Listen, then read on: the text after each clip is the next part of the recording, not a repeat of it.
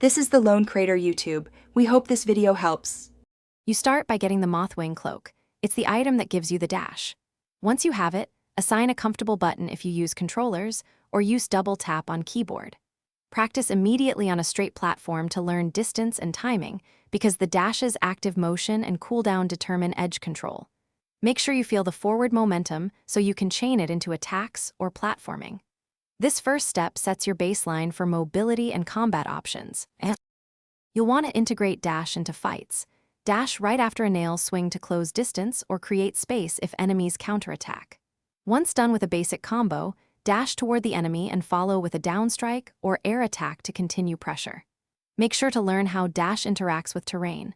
A precise dash into a wall, then jump, can gain extra height. If you upgrade to Shade Cloak later, you can dash through foes and hazards, which changes your approach entirely. To finish, combine dash cancel and directional control.